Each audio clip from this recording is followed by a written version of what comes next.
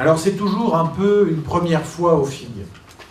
C'est toujours la première fois et c'est au fond pour ça que l'amour dure entre la ville et cette belle manifestation, entre les Déodaciens et cette formidable manifestation, entre les Lorrains, les Alsaciens, les Champardonnais, les Franc-Comtois, etc., et cette belle manifestation. Les Français en général et bien sûr nos amis géographes du monde entier. Parce que c'est une première fois, parce que si l'an dernier c'était la première fois avec un binôme inattendu, avec le président fondateur Christian Pierret, mon prédécesseur et moi-même, avec le président Louis Maroux, plutôt un trident inattendu.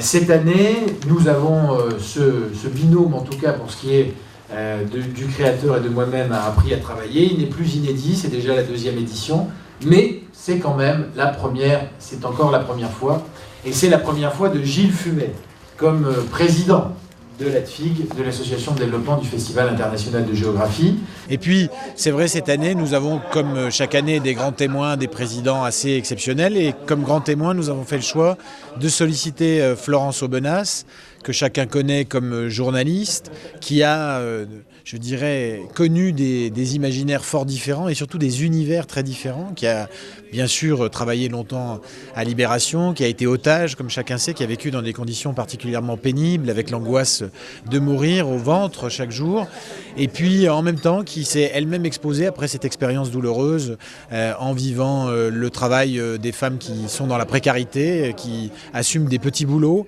en se déguisant, puisqu'elle a pris ce risque-là, elle a fait cette expérience-là.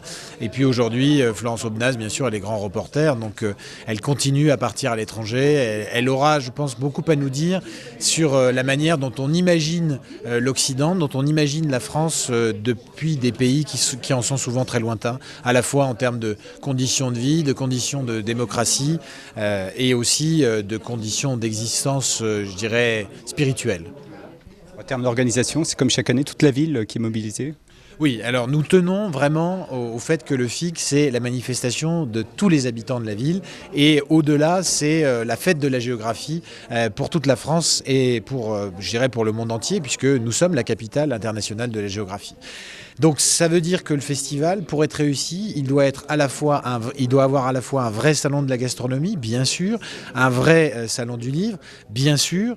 Il doit être aussi riche en connaissances, en apports à travers cette université populaire formidable que sont les conférences qui se déroulent un petit peu partout.